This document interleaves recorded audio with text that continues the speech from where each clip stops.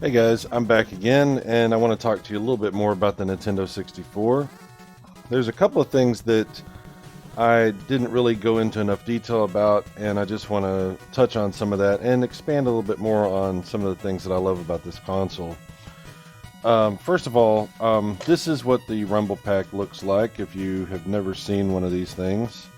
They do take AAA batteries, so keep that in mind when you're using these things. The batteries do run out, but they tend to last a pretty good amount of time, and that will just plug straight into the bottom of the controller. There's like third-party Rumble Packs that were made also, but they tend to not be as good. They just don't feel the same as the Nintendo one. I don't know what the deal is. I used to have a couple of different variants, and I didn't think they were that good. The Nintendo one is the best one for sure. There's memory cards that you can get that will also plug into the bottom of the controller. They just plug straight in. Different size memory cards are available. Nintendo made ones, and then this was like a third-party one that I've had forever. So, yeah, and I believe that most of these memory cards actually do store their memory using a backup battery inside. Now, I don't know if this one does or not because I've never opened it up, but that might be something that you want to look at. I think, if I remember correctly, Luke had done a video about this not too long ago on the Dorkside channel and talked about losing his memory off of his memory card for his Nintendo 64 because the battery was dead. So if you're getting ready to do some gaming on your N64, you might want to check into this. Let's open up this thing and see if there is a battery in it. Alright, so I'd never have opened this before. I haven't even opened it yet. I just took the screws out of it. So let's find out together. Is there a battery inside this memory card that we're going to need to replace? Let's see. It might be locked in some way or another.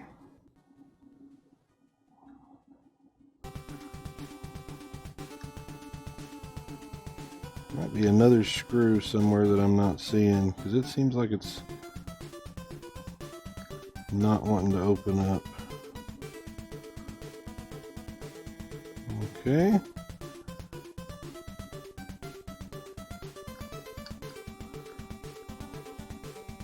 I don't want to break it. Alright, let me see if I can figure out what's going on with that, because it seems like up here there's something going on. There might be another hidden screw or something. Okay, so that took some doing. No, there was no hidden screw. I peeled this label back and there's no hidden screw. I just had to use a tool to get into this thing along the edge and pry this thing up. So, yeah, this is what it looks like inside. And guess what? Yeah. Sure enough, there it is. There's the battery. So yeah, there is a battery I'm going to need to replace in this thing. So that's something that I will be doing before I do too much more gaming on this thing. So that's good to know.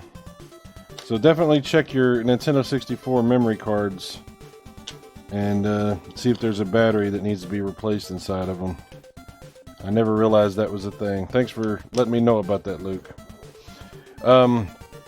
So again, some extra stuff that I wanted to go into.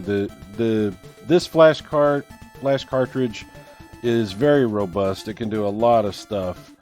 If you have a United States model Nintendo 64, this will let you play, you know, United States games, Japanese games, even PAL games can be run off this cartridge. Although there's a switch here for NTSC and PAL, and you're going to need an N64 that supports PAL output if you're going to play PAL games, because NTSC is a standard for video output on the console. So you actually would need a European Nintendo 64, or you would have to have yours modded or something to be able to output a PAL signal. So even though this cartridge will run PAL games, it's still going to need you know, you're going to need to be able to display PAL video. But NTSC is the same for Japanese and American televisions, so that's not an issue. And you can play Japanese games, Japanese ROMs on this, on your American Nintendo 64 without any issue. So you don't have to have your console modded. There's nothing like that needs to happen. They will work. So in case you're wondering about that.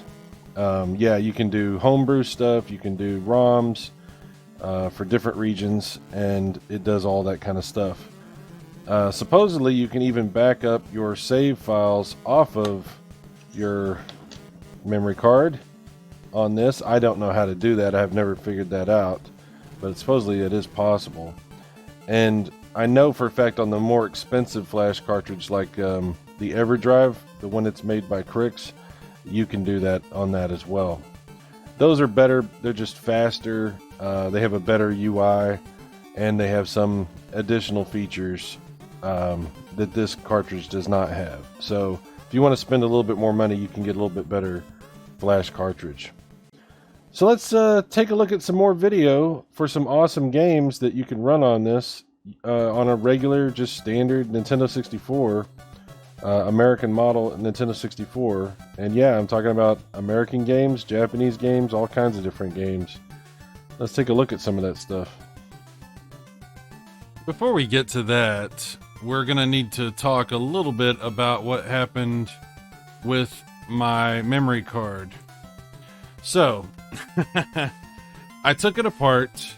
You saw me do that and discovered there was a battery inside, which would need to be replaced. However, that battery was soldered on, so it took a little bit of prying, a little bit of doing, but I was able to get that battery off. And unfortunately, I put a new battery in, and I could just not, I couldn't get it to work. I could not get it to work anymore. The Nintendo 64 would not recognize the memory card anymore, and maybe it just wasn't making a good enough connection. I didn't solder a new battery back in. I just secured it in there. Actually taped the hell out of it and got it in there that way. But this isn't the first time I've had problems replacing batteries and things. So it's an old memory card, and they're really cheap. So I just decided to go ahead and get another one, which is what you're seeing in this picture here. And you can get these off of Amazon. This was like $20 something off of Amazon. And it's basically, you know, brand new stock. It was manufactured last year. There is a battery inside of it, but that should last for quite a while. And there are other options that I could have gone with as well, and I may end up going with down the road. This was something I could get shipped immediately. This actually came the same day I ordered it. So that's mainly the reason I picked this one up in particular. But there are memory cards that are being made now for the N64 that do not require a battery backup because they don't record the memory in the same way. They record it as flash memory, or I don't remember the exact whatever it is. the one that doesn't require the battery backup. There's a term for it, and I'm drawing a blank on it at the moment, but it's a persistent memory or whatever it's called that sticks around for a long time. It's got a long shelf life. You don't have to worry too much about losing it or it dying on you or something like that. So that's why I picked this one up. Obviously, you can see there's some other advantages here. You got 4 different memory cards in one, basically. So you got quite a bit of storage for the different games you want to play and things like that. The flash cartridge that I have, the ED64 Plus, it does have some capability of backing up memory, but I still don't really understand it. I will say I did look into the ED64 quite a bit more, and I was looking through the manual. It's funny because I've owned a lot of different knockoff variant flash carts and real ones too, like from EverDrive and stuff like that. But the website for the ED64 Plus is the best website I've seen for one of these knockoff carts. They actually have quite a bit of information on there where you can download the BIOS that you need, and you can look up the full manual and a history, and it goes into quite a bit of detail about like things you can do. There's even alternative operating systems that are listed. What I found fascinating is that the ED64 Plus does offer some compatibility that even the EverDrive doesn't have. For instance, Pokemon Stadium 2. I didn't know, but the issue people are having with compatibility is with the EverDrives, and the game works with this cartridge. Now, you do have to use the stock BIOS. If you try to use the variant BIOS for the ED64 Plus, it's not going to work. But it does work if you use the ED64 Plus. So there's just something else to be aware of. Also want to talk a little bit more about this controller that I got, the Retro Fighters controller. It's a sort of a modern solution to the controller for the Nintendo 64. It offers all the same functionality, but with a little bit more modern stick. As you can see, it's the type of stick you would get on a more modern console. D-pad is in a better place, I think. It's a nice controller. It feels really good. It has turbo functionality. It's just a really good controller. You can see the travel distance on the buttons is good. It feels good. Everything about the controller feels really nice. It does have dual Z triggers on the back, and they are triggers. They're actually triggers. The Nintendo 64 doesn't have analog triggers, so it's interesting they decided to make these Z triggers sort of analog in feel anyway, but they're not actually analog. They just feel analog. But yeah, it's got a long cable. It's about a 10-foot cable, I think, on this thing, and it works well with all the accessories. It works well with the memory card. No problems with that. You can plug the Rumble Pack in, and it works fine with that. There's the other accessories too for the N64 that you can get if you want to try some of those. But yeah, the weight of it is nice. The balance of it is good. The texture of the plastic, I think, is good. This is not an endorsement, not being paid. It's just my personal opinion. I bought this with my own money. But I just figured I would give a little bit more information about the controller.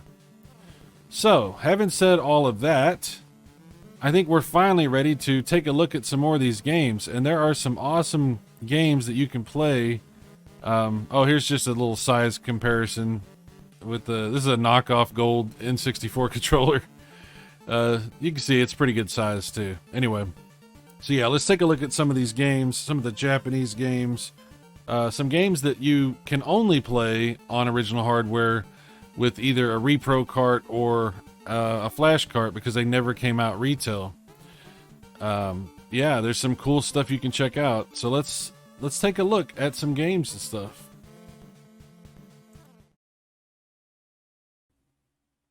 Okay, I know I keep having to do little updates here, but it's I keep discovering interesting things that I need to share with you before we really get into the games. Sorry about that.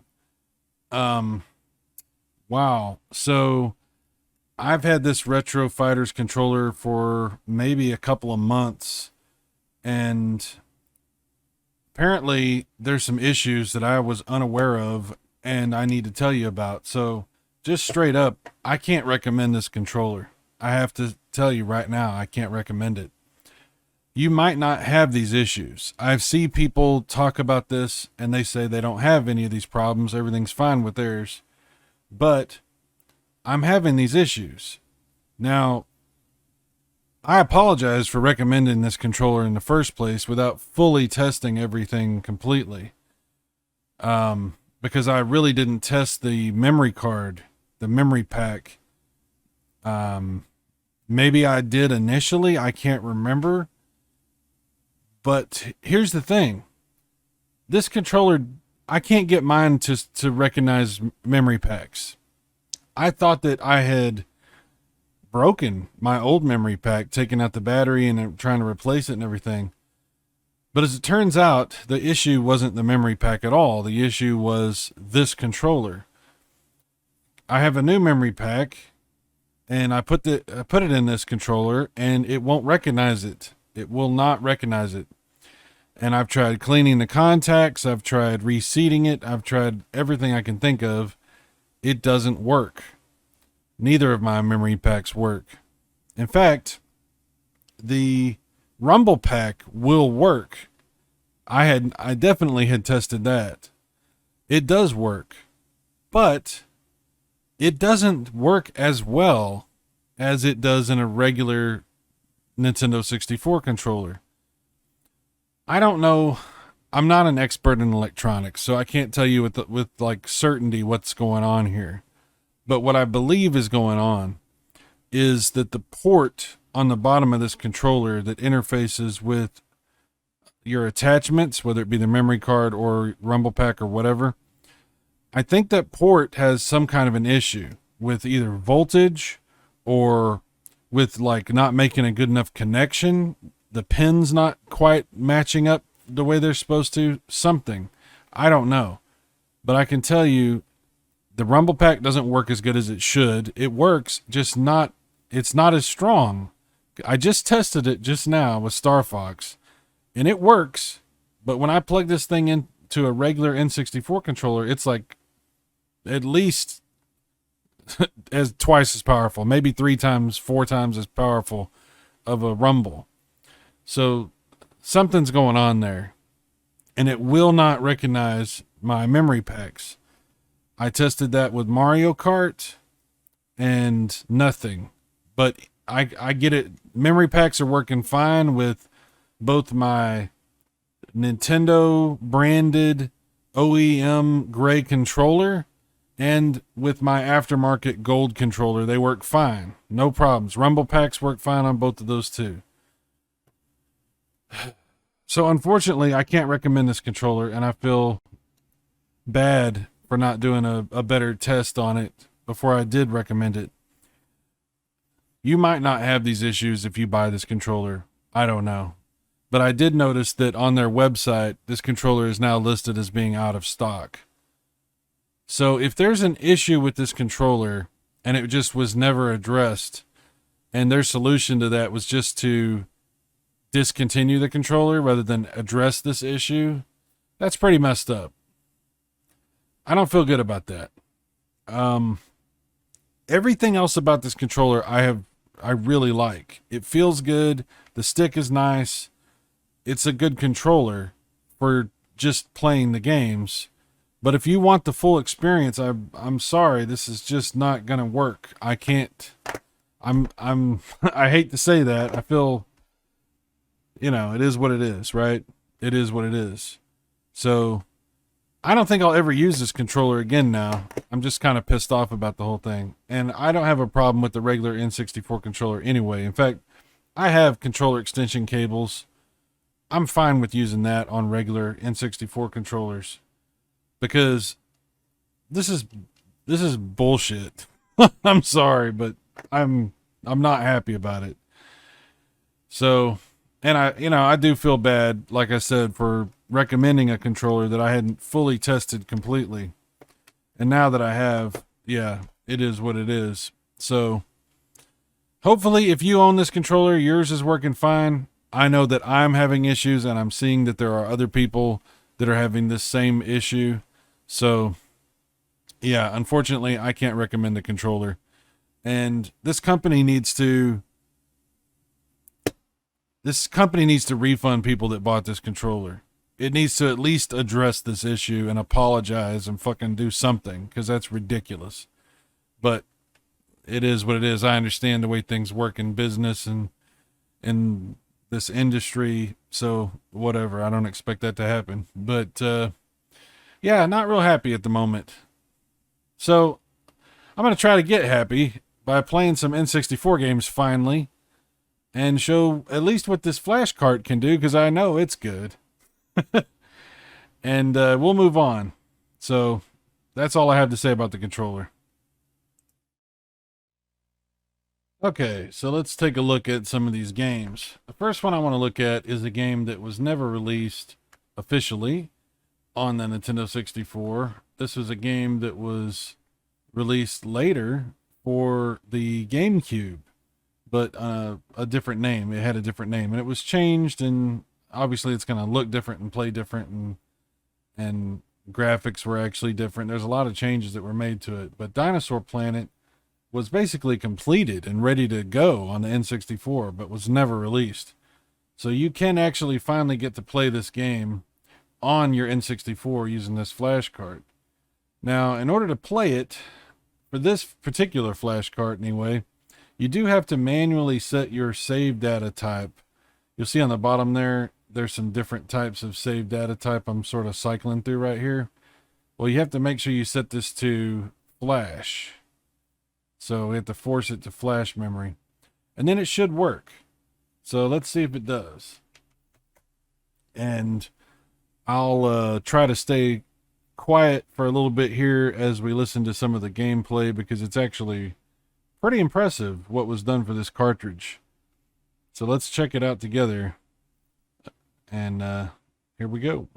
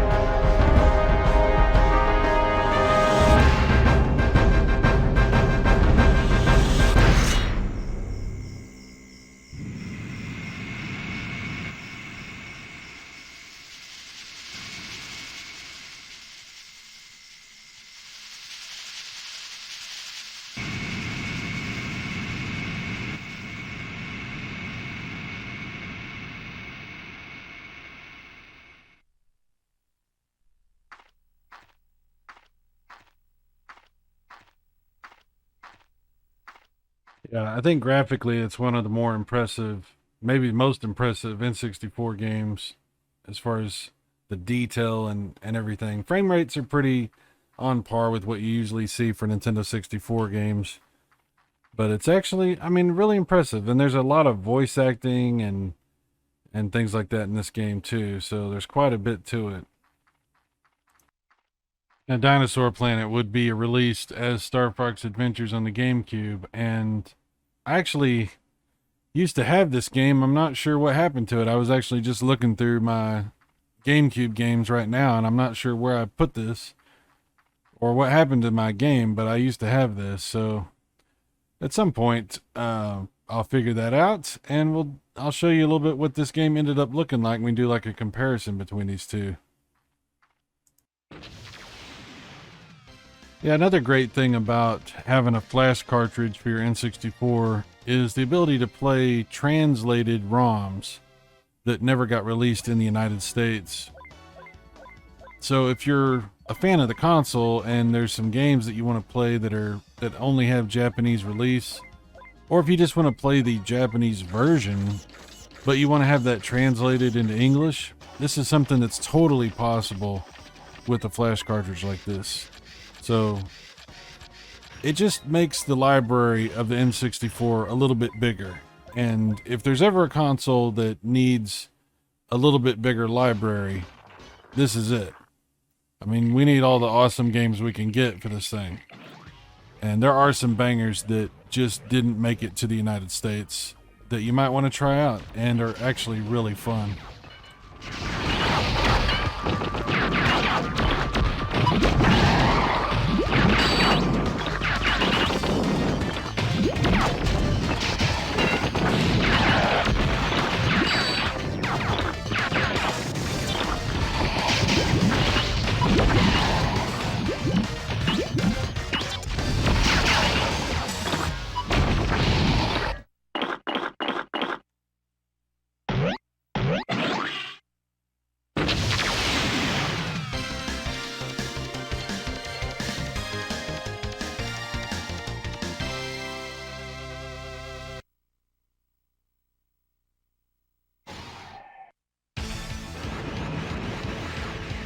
Yeah, like I said, there's some games that, you know, I love these kind of games, these mech games where you're fighting each other and robots and stuff like that.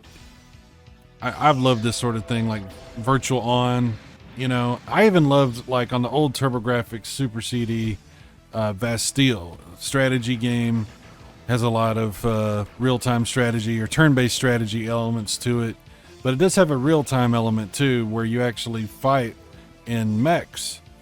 And I thought it was really cool that they did it that way in that game. Bastille's a game that I just loved on the Turbo Duo. And like I said, other games where you fight in mechs evolved over time. There's some really great ones on the Sega Saturn. Even the Atari Jaguar has, you know, some great experiences that are like this as well. Iron Soldier, for example. But yeah, you can get that same sort of thing on the Nintendo 64. Here's a great example of another game that needed an English translation, and some fans have gotten together and done that, and really given you some options for playing some games that you wouldn't otherwise have. So just another great game available to you in English now if you have a flash cart for your N64.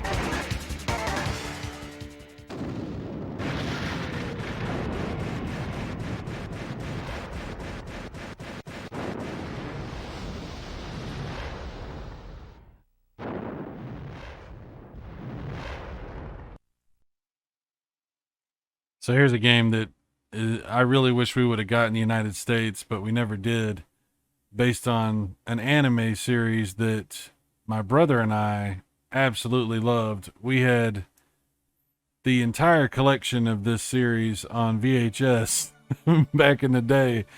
Yeah, VHS. And I just, it's a really cool series. Lot of just fantastic animation.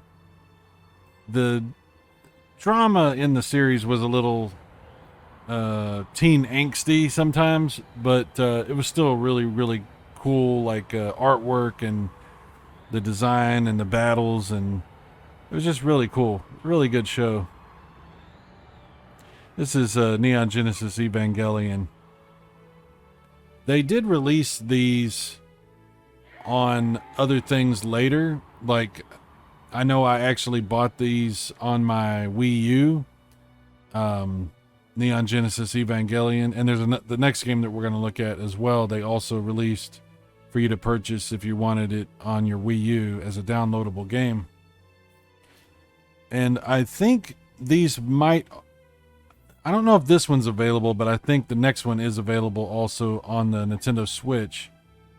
But if you want to play the original, you want to check it out on original hardware, this is a cool way to do it.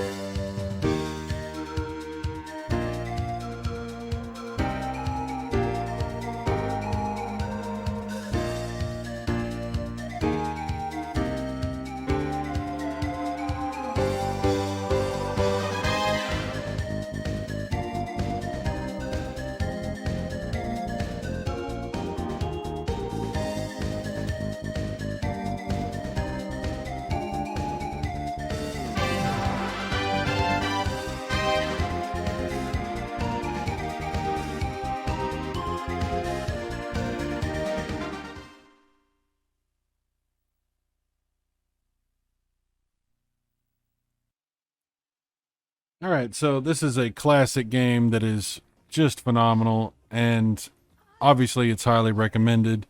You can play this on the Nintendo Switch through the online service, and it was made available on the Wii and the Wii U digitally. So there's a couple ways you could actually have this game. But it was never released in the United States on the N64 hardware itself. So if you want to, you can download it, and it's fully translated, and then you can play it on the real thing. And I think it's definitely worth playing Sin and Punishment, because it's just a badass game in so many ways. The graphics, gameplay, just a great experience. Joshua, listen. A ruffian swarm is approaching your position. I've also confirmed Radon's location. Didn't I tell you? Make me the bait, and Radon will come to feast. Radon is jealous of me. I took you for myself. I have chosen you.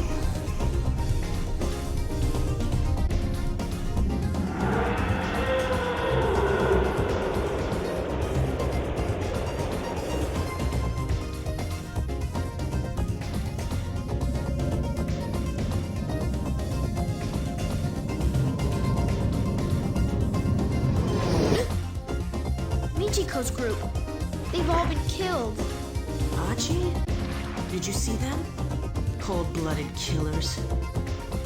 Even if we steal the damn transport, it won't mean anything if there's no one to ride in it. Relax, Iron. Wake Saki. They've put their faith in us. We must try to help the others. That's only if the soldiers hit the ruffians like we expected. Not expected. As I predicted. Now we'll have a good window. Soon, it will all begin.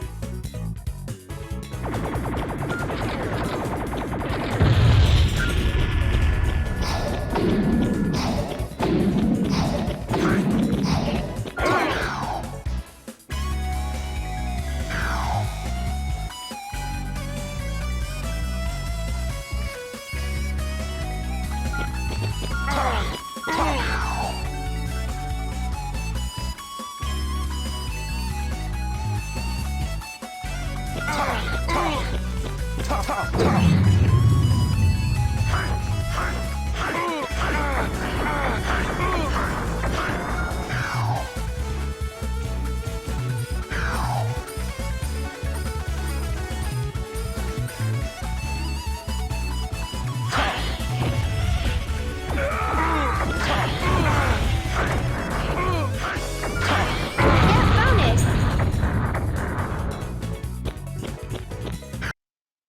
If you want to check out some homebrew and some stuff that was was just never put out on the N64 as a cartridge, you can absolutely play Doom on your Nintendo 64 and compare this to how it runs on other things like the 32X or the Jaguar or the PlayStation or whatever.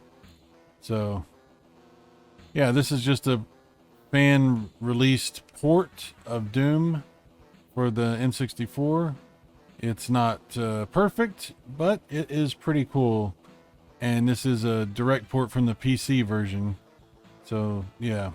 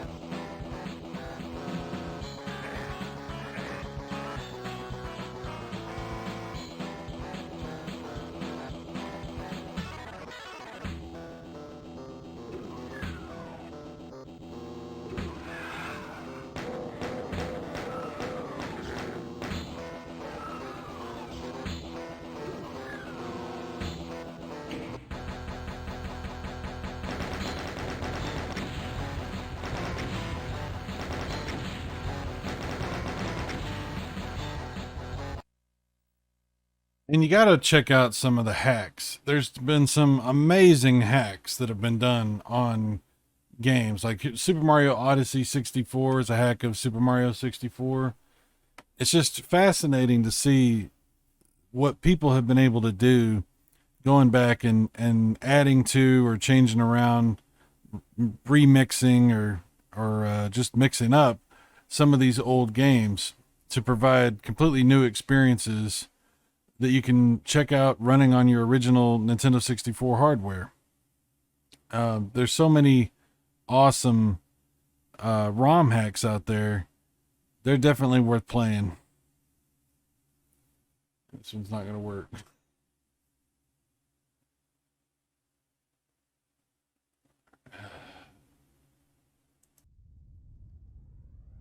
I love so many games on this console, and there's so many really great racing games. I was talking with John, my buddy Retro Bro, about the N64, and he's never been like a super big fan of the console.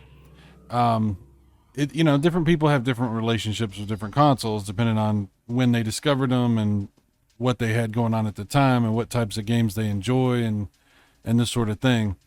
But he as we were talking, it was like, he's like, some of these graphics, they don't really hold up, as well as some of the other retro consoles. But you got to admit, there are a ton of classic, amazing games on the N64. It's just hard to deny that. And some of the games hold up better than others. Some of the games are worth playing, and some of them, maybe they're not so much. But that's up to you to discover. So that's why I do recommend getting a flash card if you have real hardware, because you might want to buy the cartridges. You might want to try to collect all the cartridges or as many as you can. And that's amazing. That's great. I totally recommend that too. That's harder and harder to do. It's very expensive. It's getting more expensive. And you might get a game and not even like it. You know, you might get a game and find out it's just a lot of money spent on something that you're not really going to play, that you now own, and you really didn't need to. You could have spent that money on a game you would rather be playing, something you would enjoy more. The best way, I think, to discover that sort of thing is to go ahead and try these games out. That's why we used to rent games. That's one of the main reasons we used to rent games back in the day, when we used to go to Blockbuster or one of our local video stores or something like that and try these games out. I would rent games that I was pretty sure I was going to end up buying anyway, and end up renting them longer than I probably should, and then still buying them anyway. But there was plenty of times where I thought a game might be worth buying, and I would rent it and then decide, oh, I don't need to buy this game. You know, that might be because the game sucked, or it might be because the game was super easy and I was able to beat the game in 1 or 2 days having it rented. So yeah, this is what I'm talking about. Like, a flash cartridge sort of gives us that ability for these older games. I know that there's people that are just completely opposed to ROMs in any form or fashion, and I get that as well. But if you're open to that sort of thing, if you're willing to try out a game through downloading ROMs and using the flash cart, I think it's definitely a good thing to do and a great way to experience retro gaming. I always love discovering games that I would never have even known about, never heard of, would never have seen. You know, stumbling across something that's old, that's new to you, but it's old, has always been fascinating to me. Because there's so many games that come out that, for whatever reason, they fly under the radar. They get released. They're only released in one region or something like that. And you just never know about them. You never hear about them. And they can be a really pleasant surprise when you're just investigating the libraries of these different consoles and seeing what they have to offer. Sometimes you can just stumble across something that you just did not expect.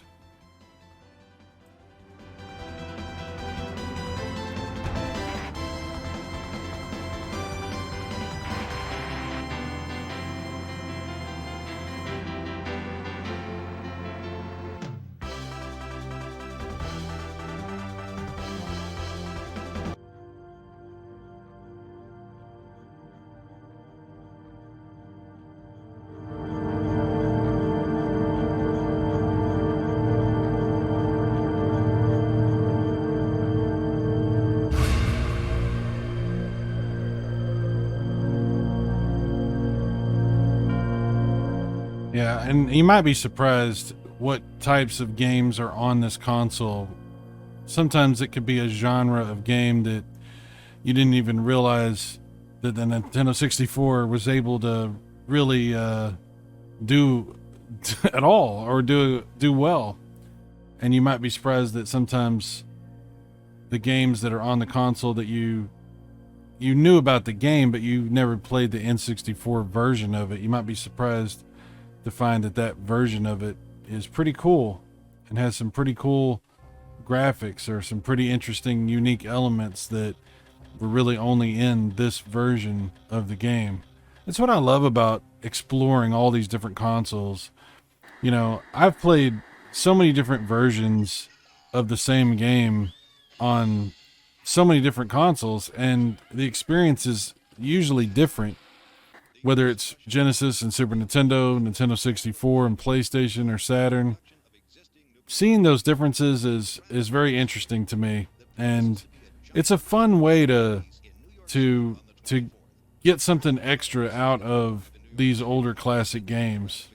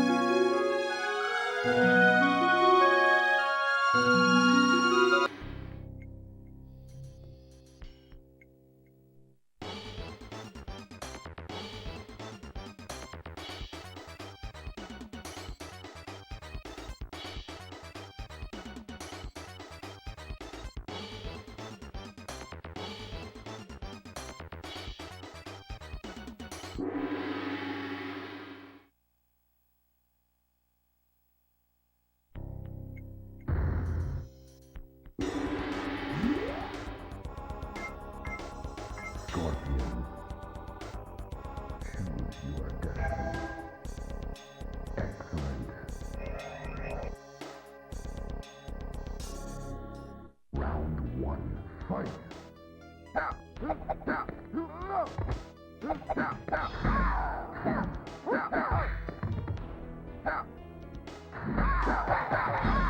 Well done. Scorpion wins. Round two, fight. Well done.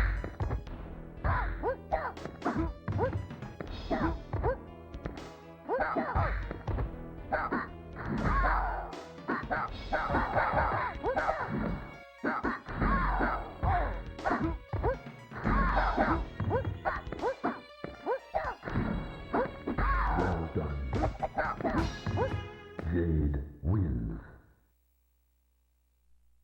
Round three, fight.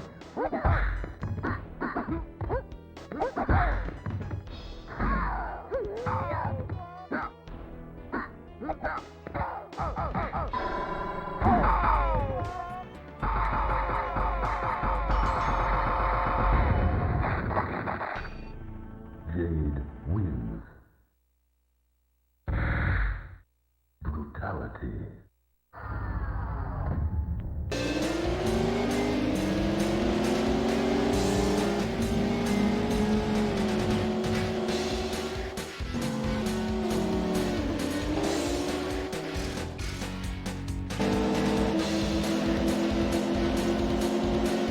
There's a ton of really amazing racing games on this system, and ports that you wouldn't expect to be on the Nintendo 64. Like, there's a version of Ridge Racer. There's a version of Wipeout. I mean, you just wouldn't expect some of that stuff. There's some really great F1 racing games on this system. And, of course, the cruising games. There's just so many great racing games. This is something that, again, John and I were talking about. You want good racing games, there's a lot of them. So, yeah. Whether you're a fan of the Nintendo platformer games, the racing games, whatever type of genre you're looking for, this console has a lot of different options.